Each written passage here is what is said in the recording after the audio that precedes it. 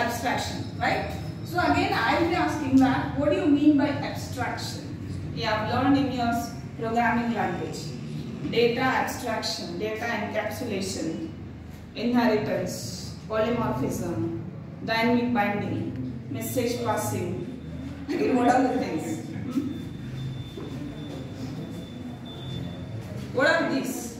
So these are the features of the C++, object oriented, OOPS concept, right? A same concept, abstraction is being used here. What is mean by abstraction means we are going to highlight only the essential features of it and the rest of the details are being hidden. That's what the meaning of abstraction. In case of your programming language, like for example, this is a pen, everyone can see it. On data abstraction, pause it. Abstraction can be defined as where it is going to highlight the essential features of the process by hiding the details. Normally, in short, to define, abstraction is going to hide the detailed information of the process, because as we are dealing with the process abstraction, the process abstractions are going to define only the essential part of the process which is required for the execution, and rest of the things or rest of the details are being hidden. This process is termed to be as a process abstraction. Is that clear? The first point here, when you run an exe file, operating system create a process which is equal to a running program. What is the meaning of it? Normally you will be writing out the program, right? A program written is always in the high level language which is not understandable by the computer. To make understandable for the computer, what do? We'll be using a compiler, translator to make the system understand, right? As computer understand only the binary language which is in the form of zeros and ones. So after this, for this particular thing, what do we need? And compiler is needed for conversion of the high level language into its machine level language. That's what we say it as a binary language, and then with the help of a translator, again it is been converted back into its high level language which is understandable for the user, right? Whatever the program we have written, it is saved, it is compiled. After compiling, one code is generated, and finally to get the output, again it has to be written in the high level languages, right? They are written in high level language. High level language is nothing but English readable format.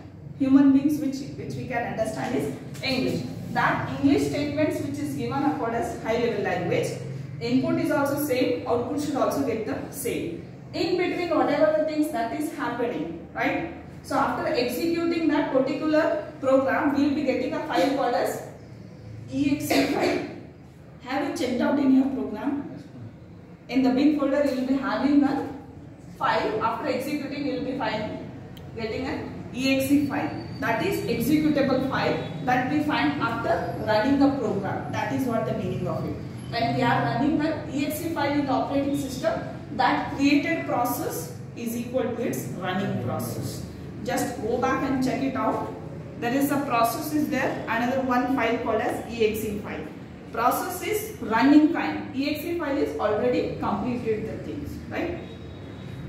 That's why it is abstraction. Process is going to give only the highlighted features, not in detail. But in detail will be find out of the exe file, right?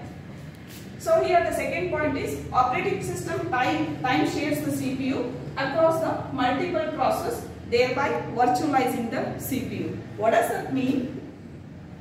Have you remember the types of operating system? Multi-programming. What do you mean by multi-programming operating system? Where there are more number of 2 or more programs which are running parallelly into the CPU, right? When we are saying there are multiple programs, let us say P1, P2, P3, there are more than 2 programs, right? Means multiple programs are simultaneously running into my CPU. At that time, if it is running simultaneously into the CPU, the time should be equally shared among each and every process, right? Like for example, the first process may require 10 milliseconds, another process may require 15 milliseconds, another process may require just 5 milliseconds, right?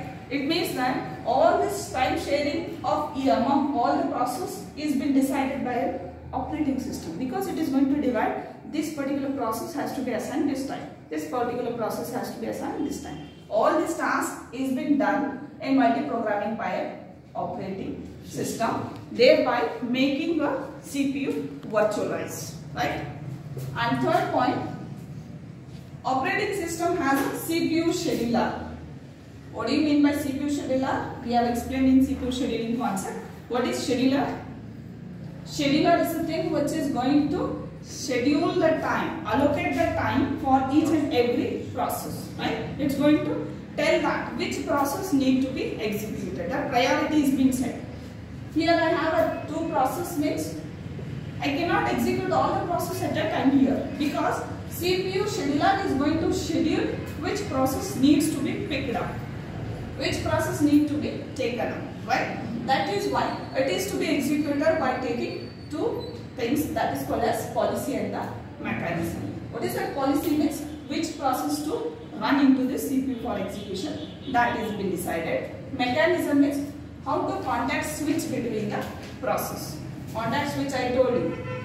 Switching of the process between the two things. Only three processes we have it. If this process is entered into the CPU for execution, if suddenly interruption occurs, what it do? It simply switches the position from P1 to P2. This is called a context switch. Got it? Interchanging of the position between the two places is called as context switch. All this mechanism is being done by the CPU scheduler. Got the meaning of it?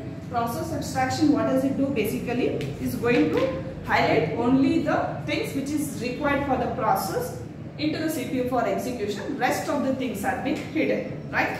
After that, what I do, while we are running a multiple kind of the programs, while we are doing a multiple programs where operating system is going to shades the time among each and every process across this multiple programming, right? And lastly is that where operating system has got a CPU scheduler. What is the main responsibility of CPU scheduler means?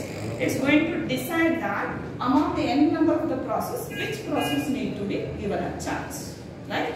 And depending upon which process means, that is a policy or the priority. Mechanism means how exactly the switching of the process takes place between the given process. This is what an abstraction all about. Okay.